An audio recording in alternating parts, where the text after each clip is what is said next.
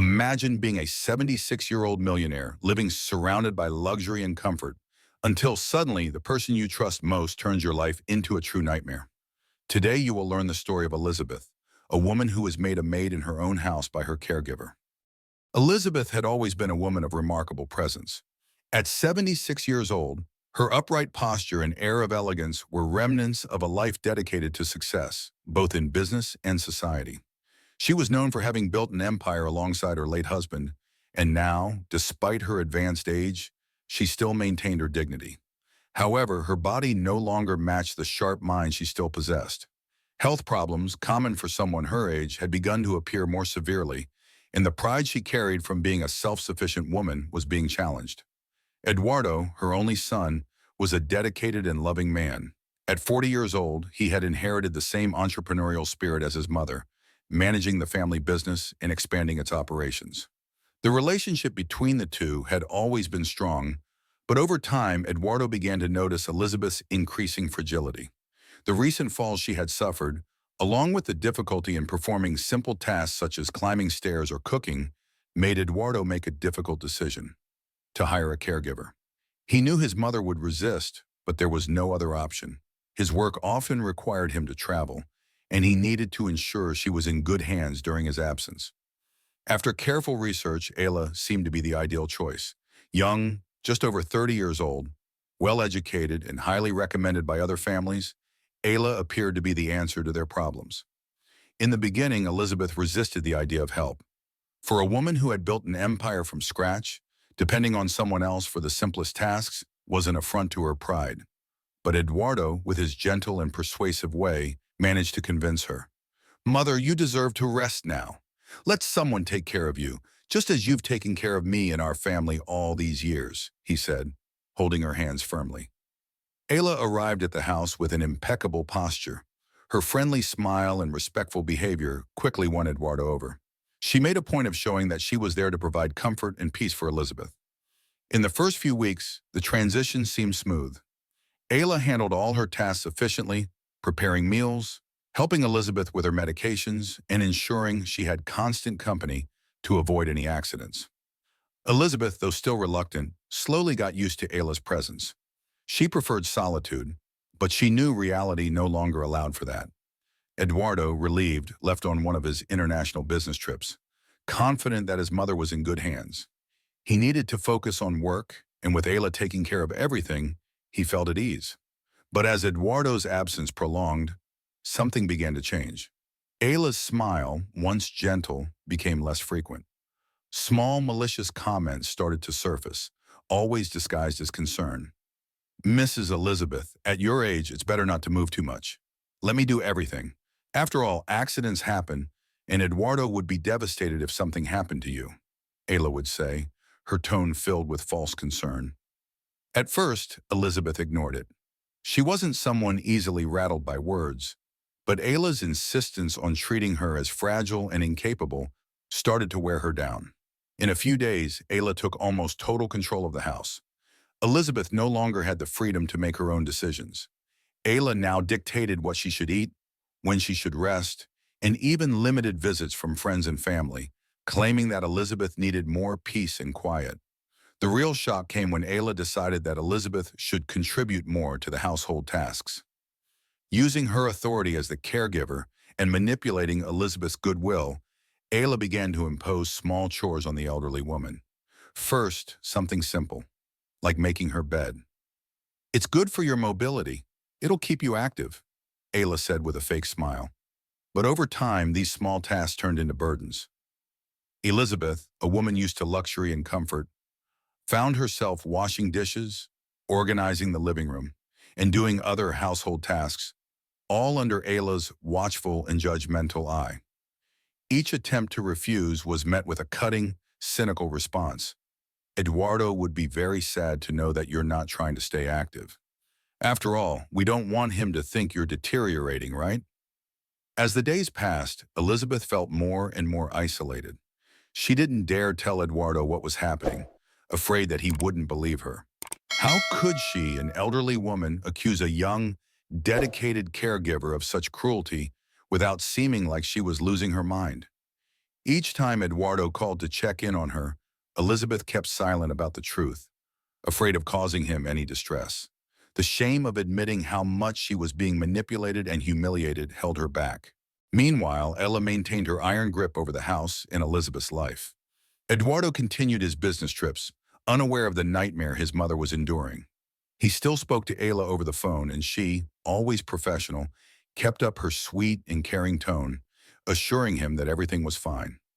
Elizabeth, on the other hand, remained quiet during these conversations, unwilling to cause concern for her son. Her fear of appearing weak or useless kept her from revealing the truth. However, something was starting to change within Elizabeth. As much as she was humiliated, her internal resistance was growing. She knew she needed to find a way to break free from Ayla's tyranny, but at 76, with her physical strength fading and her mind clouded by fear, she still couldn't find an escape. In the meantime, Ayla grew more confident. What had started as small humiliations had now turned into complete control over Elizabeth's life. The caregiver was convinced that no one would ever discover her secret. She treated the millionaire's house as her own, and the woman she was supposed to care for like a servant. Ayla, full of confidence, believed her position was unshakable. But as Ayla's power over the household grew, Elizabeth's mind began to craft small plans for her escape. She knew that Eduardo's return would be her only hope of liberation, but until then, she had to endure and find a way to survive the tyranny. With Eduardo away, the mask of kindness and care that Ayla had maintained began to slip, revealing her true nature. What initially seemed like small acts of disrespect quickly escalated into outright abuse. Elizabeth, who had always been treated with admiration and respect, was now being treated as if she were insignificant. It started with offhand comments disguised as concern, but as Ayla grew more confident and in control of the situation, the humiliations intensified. Elizabeth was forced to follow orders that she would never have imagined. The first task seemed simple, but was filled with malice. Ayla handed Elizabeth a dish towel and said with a smile, "Mrs. Elizabeth, maybe it's a good idea for you to help dry the dishes. They say keeping your hands busy helps with agility, especially at your age." The way Ayla mentioned your age always carried an undercurrent of disdain. Elizabeth, shocked and uncomfortable, tried to argue. "I don't think that's necessary, Ayla. I can—" But before she could finish, Ayla interrupted her, feigning concern. "Oh, but I insist. Eduardo asked me to make sure you stay active. We don't want him to think I'm being negligent, right?" The comment touched on Elizabeth's insecurity. She knew Eduardo trusted Ayla, and the last thing she wanted was for her son to think she was becoming incapable of taking care of herself. Against her better judgment, she picked up the towel and began drying the dishes. The sense of humiliation at being forced to perform tasks she hadn't done in decades was overwhelming, but Elizabeth remained silent, feeling powerless. In the days that followed, more demands were made, always masked as for her own good. Ayla, now fully confident that Elizabeth would never dare confront her or tell Eduardo, increased both the frequency and severity of her demands. From washing dishes, Elizabeth was soon forced to sweep the kitchen floor. Every command came with a cruel comment, disguised as advice for her well-being. "If you don't move around, those fragile bones could weaken even more. We wouldn't want that to happen, would we?" Or, "Remember, Mrs. Elizabeth, your son would be very disappointed to know you're not making an effort."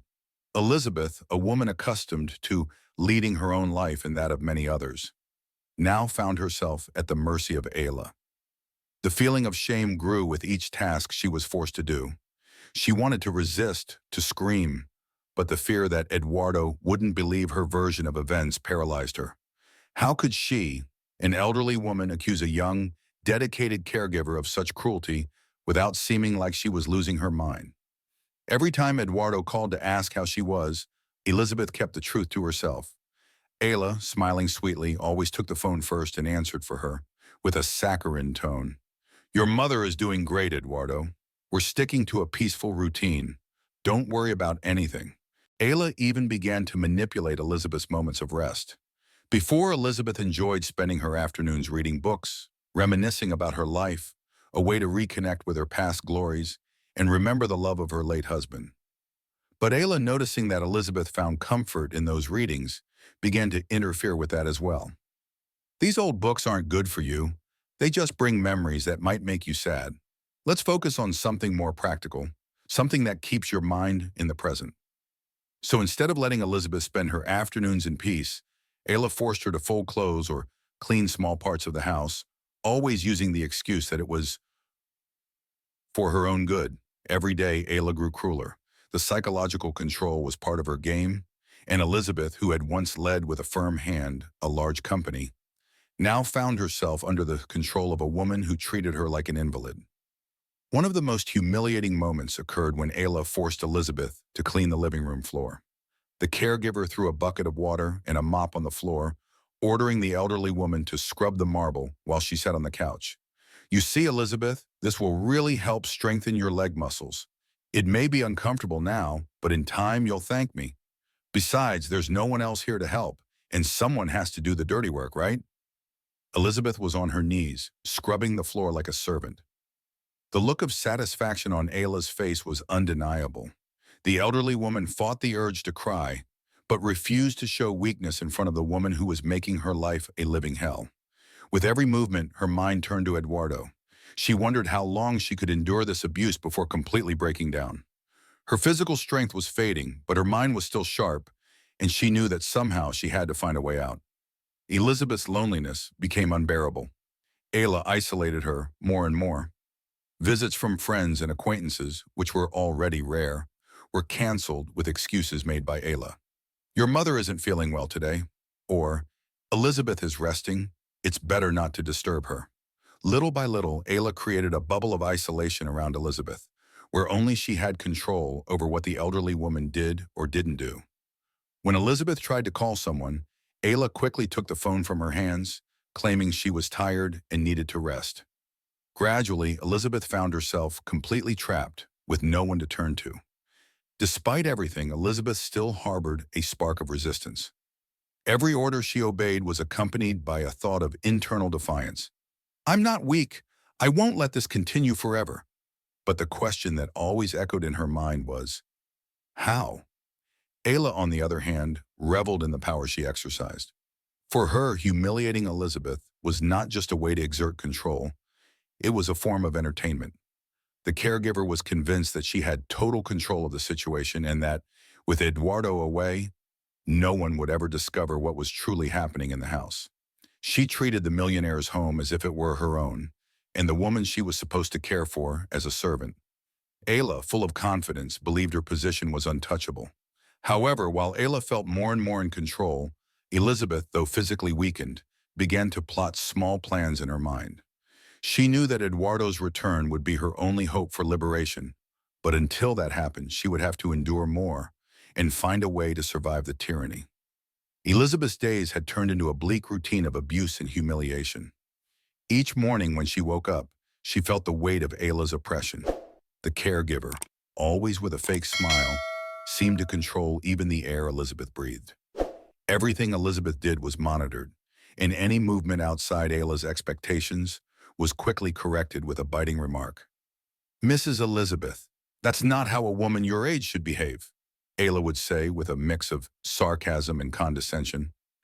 And so the millionaire, once a free and powerful woman, now felt like a prisoner in her own home.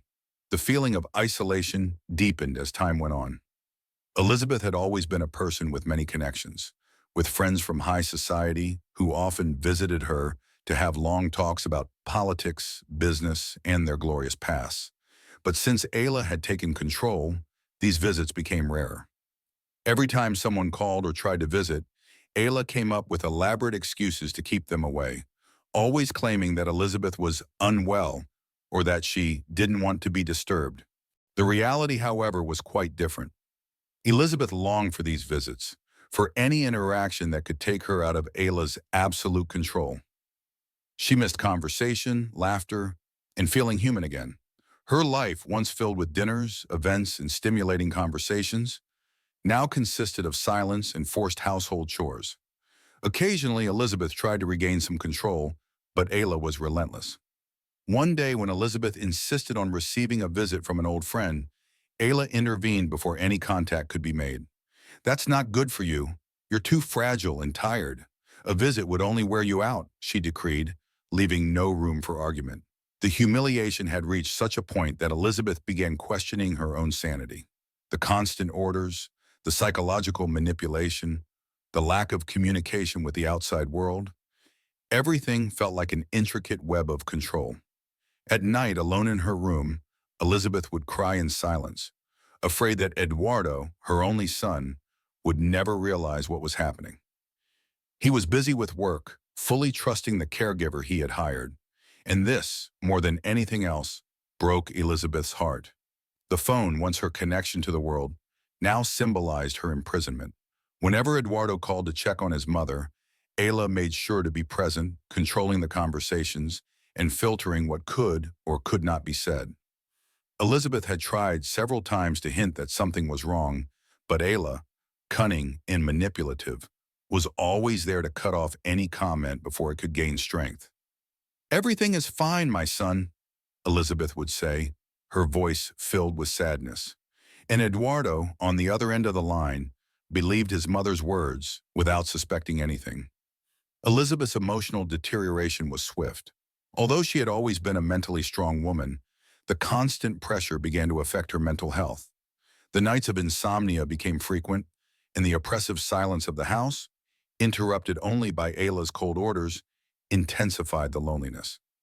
Elizabeth began to have memory lapses, forgetting details of her daily life, which left her even more at the mercy of Ayla. The caregiver, in turn, used these small failures to further tighten her grip. "See, Mrs. Elizabeth, you're starting to forget things. That's why you need me, to keep everything in order. Without me, who knows what could happen?" The worst blow came when Elizabeth was prevented from accessing her own belongings. One day, while trying to open a drawer where she kept personal documents and items, Ayla appeared and, with a cold and authoritarian tone, locked the drawer right in front of her. "These things are now under my responsibility. I don't want you worrying about bureaucratic matters. Focus on resting and doing what's necessary to maintain your health." Elizabeth, stunned, was speechless. The caregiver had not only taken control of the house, but now had authority over her finances and personal possessions. It was as if Elizabeth was no longer the owner of her own life. Despite it all, Elizabeth still held on to a flame of resistance within her. Each time she was forced to perform household tasks, she mentally clung to the image of Eduardo. She knew that her son, if he knew the truth, would never allow this to continue. But how could she tell him? How could she make him believe her? Ayla was a brilliant manipulator, and Elizabeth feared that in trying to expose the caregiver, Eduardo might end up believing Ayla more than his own mother. After all, Ayla was the one running the household and maintaining the facade of perfection. Hopelessness began to mix with a quiet rage. Though physically frail, Elizabeth still had a fighting spirit within her. She knew that somehow she had to resist, survive, and find a way to reveal the truth. Every time she scrubbed the floor or washed the dishes, the feeling of humiliation slowly transformed into determination. "I need to resist. This can't go on forever," she repeated to herself like a mantra. With each of Ayla's commands, with each new abuse, Elizabeth mentally strengthened her resolve to escape the situation. A pivotal moment occurred on what seemed like a typical day. Ayla was particularly cruel that morning, ordering Elizabeth to wash all the household laundry by hand, claiming that the washing machine was broken. As the elderly woman bent over the laundry tub, scrubbing the clothes, she felt her back aching. Her tired body could no longer endure such physical effort. However, instead of giving up, Elizabeth forced her body to keep going. It was at that moment that she made a decision. If she was going to get out of this situation, she needed to be smart. She couldn't simply tell Eduardo what was happening. She needed evidence. Thus, Elizabeth began observing Ayla more closely. Every detail mattered. When the caregiver left the house, the elderly woman, even with her limitations, would try to regain control over small things. She would pick up the phone and write down numbers of trusted people. She would try to open locked drawers. She would hide small objects that might be useful in the future. Elizabeth knew that the only way to defeat Ayla was to accumulate evidence, information that could expose the caregiver's true nature in Eduardo's eyes. Elizabeth's struggle now was internal and silent. She was trapped physically, but her mind was working tirelessly to find a way out. What had once seemed hopeless was now a challenge. And despite the pain and humiliation, she was determined to win. The days passed slowly, and with each new dawn came a mix of fear and hope. Elizabeth knew Eduardo would eventually return, and when he did, she would need to be ready. She would need something concrete, something that could expose Isla's true face. But until then, the old millionaire knew she would have to endure more humiliation, more abuse, and above all, more loneliness.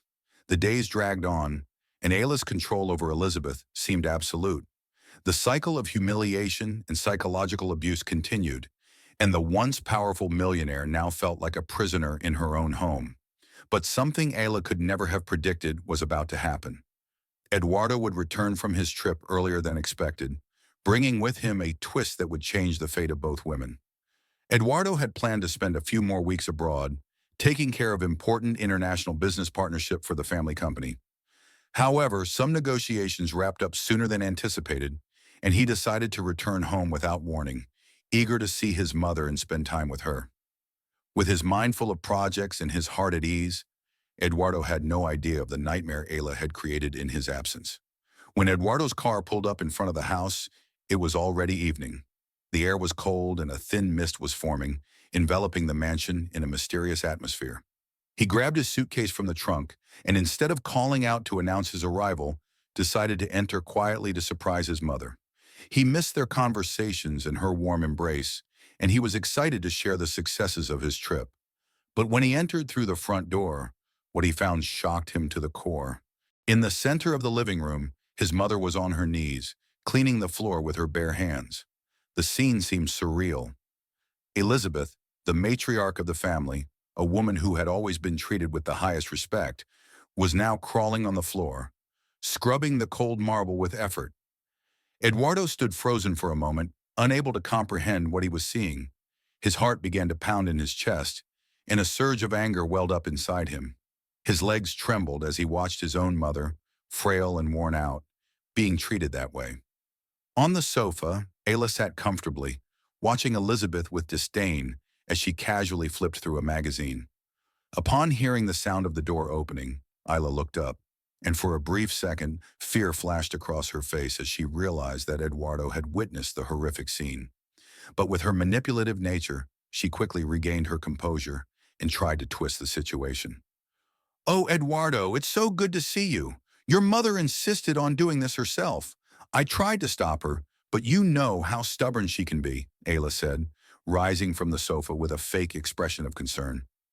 Eduardo didn't respond immediately. The shock still gripped his senses, but soon the anger transformed into clarity.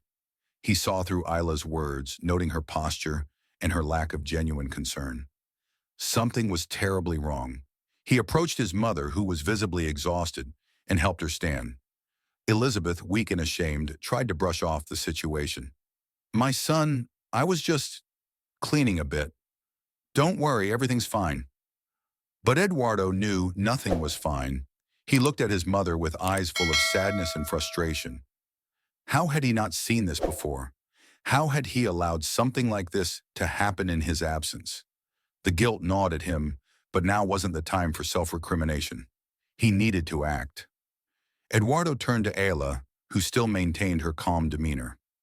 "What exactly is going on here, Ayla?" he asked, his voice cold and controlled, though filled with barely restrained fury. Ayla, realizing her grip on the situation was slipping, tried to maintain her facade. "As I said, Eduardo, your mother is very stubborn. I'm only trying to help, but she insists on doing things herself. I thought it would be good for her to stay active, for her health." Eduardo observed the caregiver with a calculating gaze, disbelieving every word she spoke.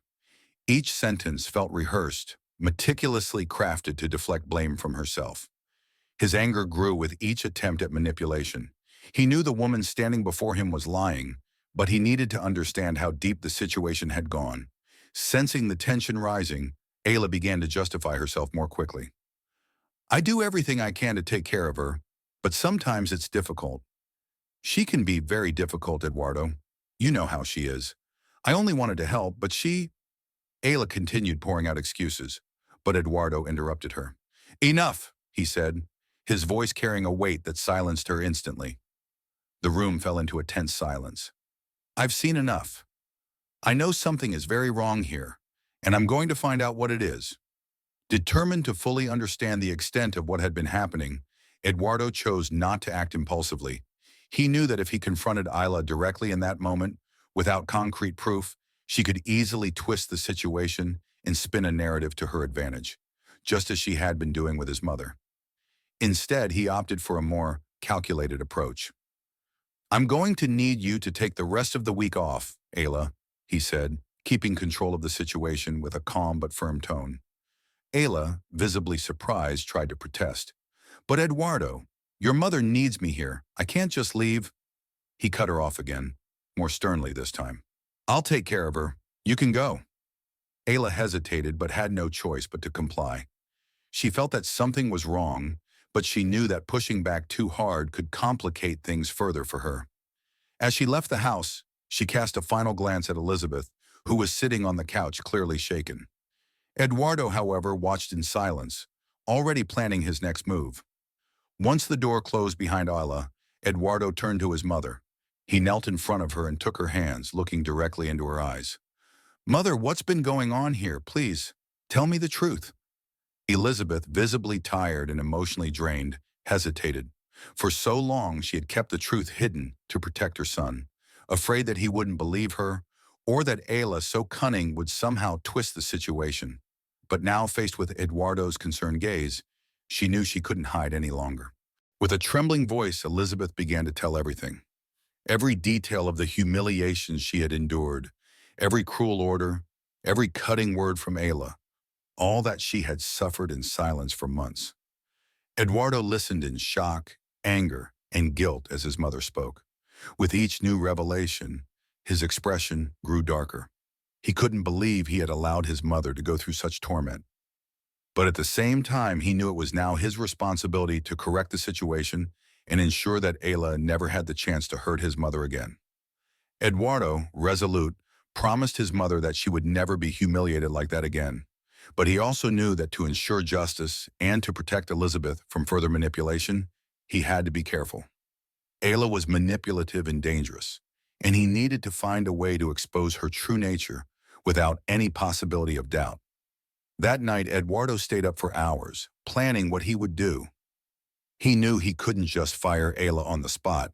It wouldn't be enough. He needed proof to ensure she would be held accountable and, more importantly, to make sure she could never harm another family. That's when Eduardo decided that the next morning, he would set his plan into motion. He would install hidden cameras in strategic places throughout the house, especially in the areas where Elizabeth had mentioned Ayla forced her to work. He would make sure to capture the caregiver's true behavior, every cruel word, every abusive act, so that there would be no doubt about her character. The storm was brewing, and Ayla had no idea what was coming her way. Eduardo, determined, knew that Ayla would pay for every humiliation she had inflicted on his mother. Revenge was about to begin.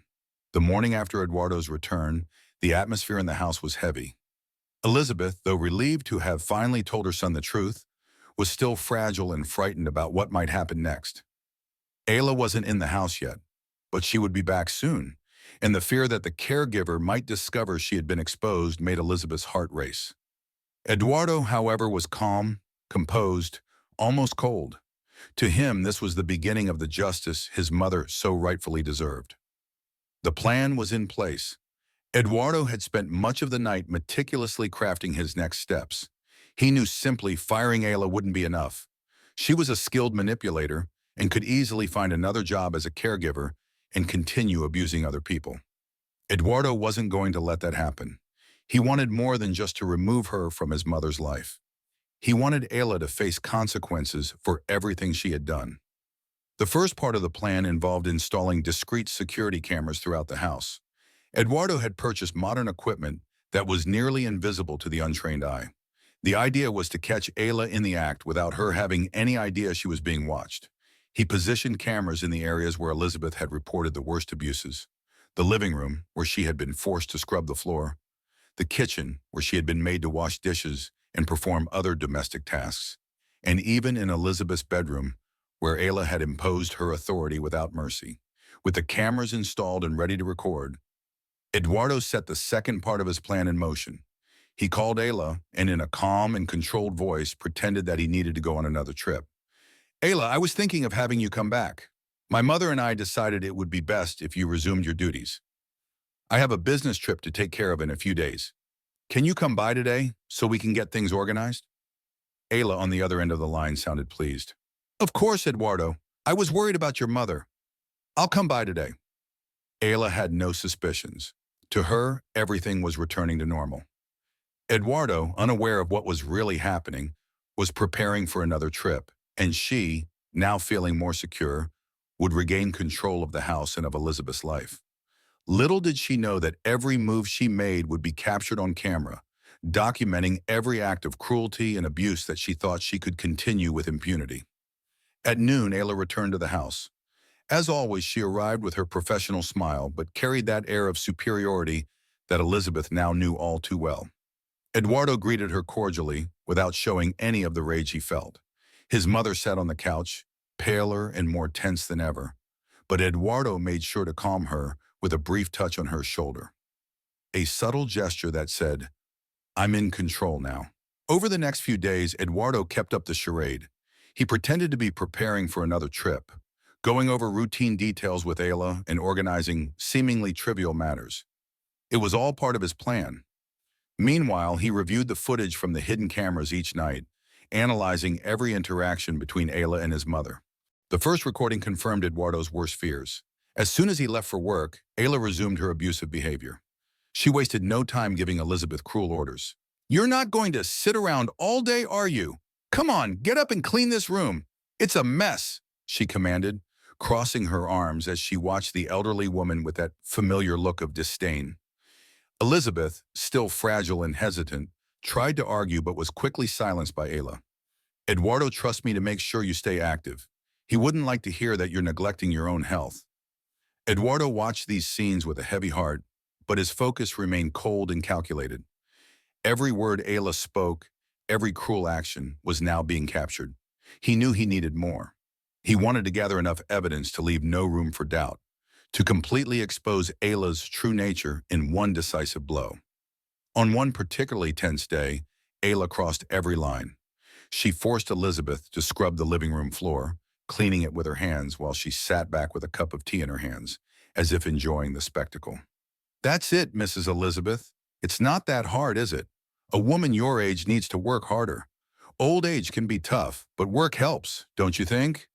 Ayla's tone was venomous, but coded in a false sympathy, as if her words were meant as helpful advice. Eduardo, watching these recordings, felt his anger rise once again, but now he was prepared. The evidence was complete. He had captured Ayla in multiple situations, all showing her abusive and manipulative behavior. The footage spoke for itself. Now it was time to act. That day, Eduardo made sure Ayla didn't suspect a thing. He left her at the house, as usual, and went out under the guise of attending a business meeting. But instead of going to a meeting, he went to the office of a trusted lawyer and showed him all the recordings. The lawyer, just as shocked as Eduardo had been when he first saw the footage, assured him that the evidence would be more than enough to prosecute Ayla for abuse and mistreatment. Eduardo also wanted to alert the authorities so they could ensure Ayla never worked as a caregiver again and couldn't harm other families. With everything legally in place, Eduardo returned home, ready for the final confrontation. The moment had come to expose Ayla once and for all. That evening, he arranged for a dinner with Ayla and Elizabeth. Sitting at the table, with his mother by his side, Eduardo looked at Ayla and without hesitation said, "Ayla, there's something I need to show you." The smile on her face slowly disappeared as Eduardo reached for the laptop he had placed on the table. He clicked play. The videos began to play, showing all the humiliating scenes Ayla had orchestrated. The caregiver, now with no way out, turned pale. Her hands trembled, and fear filled her face. The footage showed everything: the way she treated Elizabeth, the cruel orders, the psychological abuse. There was no escape. Eduardo watched Ayla's reaction in silence. Desperate, she tried to justify herself, but the words came out jumbled. I was only trying to help. It was for her own good," she stammered. But she knew the excuse wouldn't convince anyone. The evidence was too clear. Eduardo's gaze, filled with contempt and coldness, silenced her immediately. "You will no longer work here, Ayla," Eduardo said, his voice calm but heavy with authority, "and you will answer to the law for every one of these humiliations you inflicted on my mother." Ayla, still trying to argue, but now fully panicking, was stopped as Eduardo stood up and pointed to the door. "Leave my house. The police will be looking for you soon." Ayla, humiliated and defeated, quickly gathered her things without looking at Elizabeth and left the house in silence. Eduardo watched her go until she disappeared through the door, feeling a deep sense of relief.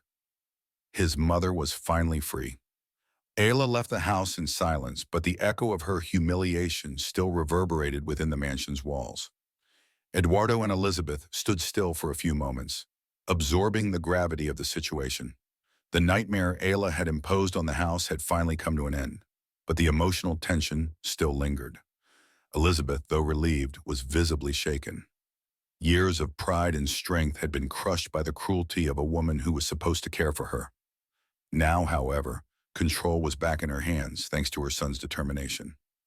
Eduardo approached his mother, kneeling before her as he had done the day he discovered the truth.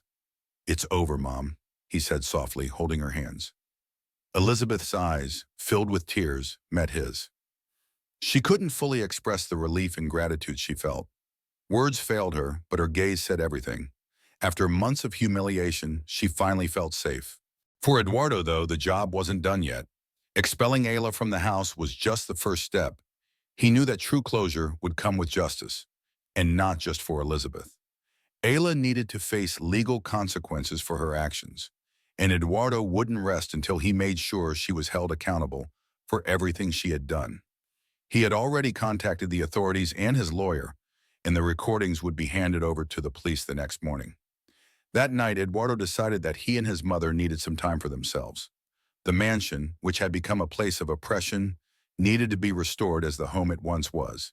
He prepared a simple, comforting dinner and sat with Elizabeth in the kitchen, far from the formalities of the dining room.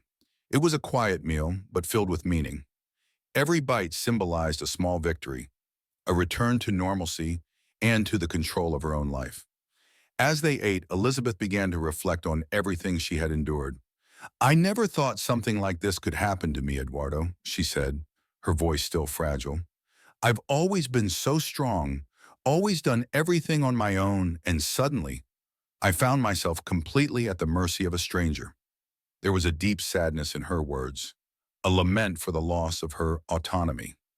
But there was also an emerging strength, an awareness that despite everything, she had survived. Eduardo listened attentively, without interrupting. He knew that this moment was crucial for his mother, a moment of catharsis, where she could finally begin to free herself emotionally from the chains Ayla had imposed. When Elizabeth finished speaking, Eduardo smiled softly and replied, "You were much stronger than you think, Mom, and now you're not alone anymore. This will never happen again." The next morning, Eduardo took the final steps. He handed over the recordings to the police, and the case against Ayla officially began. The evidence was overwhelming.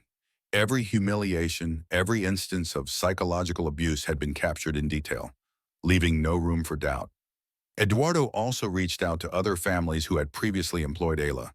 While some of these families had only praise for her, others, upon learning of the situation, began sharing similar stories. It became clear that Ayla had a pattern of behavior, carefully choosing her victims and exploiting vulnerable people. With this new information, the investigation gained even more strength. As justice moved forward, Eduardo and Elizabeth began rebuilding their lives. The house, once a place of painful memories, needed to be cleansed of the dark energy that lingered. Eduardo, determined to give his mother a sense of renewal, hired a team to renovate the rooms where the worst humiliations had occurred. He wanted Elizabeth to feel a fresh start, even within the same walls where she had suffered. Elizabeth, in turn, gradually resumed her old activities. Friends who had been kept away by Ayla's manipulation started visiting frequently again. Though the trauma was still present, Elizabeth refused to let it define her. Surrounded by the love and care of her son and friends, she rediscovered joy in small things. A dinner with friends, an afternoon reading in the garden, or simply the freedom to walk around her house without being watched or controlled. Eduardo, however, remained vigilant. He knew that the process against Ayla might take time, but he was confident that justice would prevail. The lawyer he had hired kept him updated on every development. Ayla had been formally charged with elder abuse and fraud, as Eduardo discovered that she had stolen small amounts of money and valuable items over the months she had worked at the house.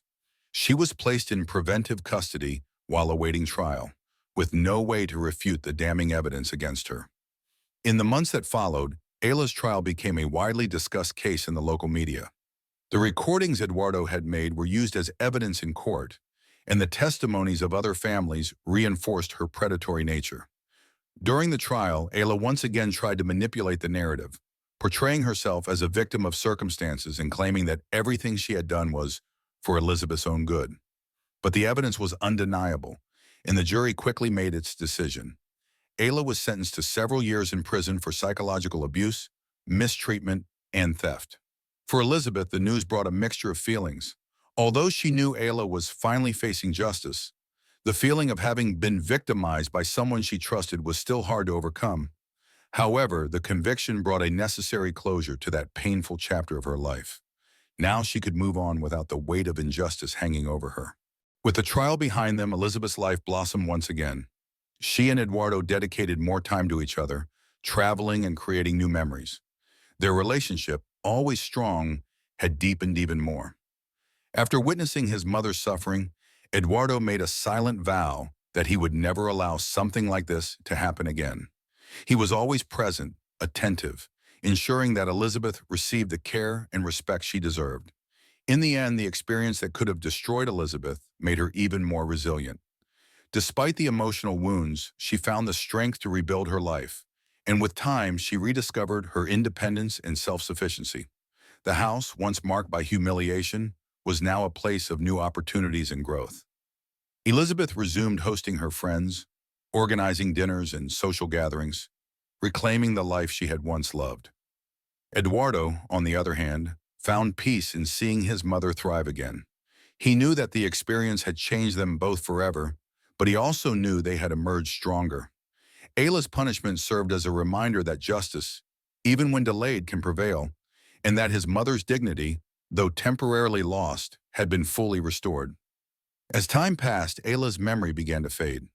Elizabeth, now surrounded by love and support, looked to the future with hope. Ayla's reign had ended, and in the end, love and determination had triumphed. What did you think of this story? If you liked it, don't forget to leave a like and subscribe to the channel so you don't miss the next videos full of drama, twists, and overcoming. Share with those who also love a good story. And of course, take a look at our other videos. I'm sure you'll get involved in each of the stories we tell here. Until next time.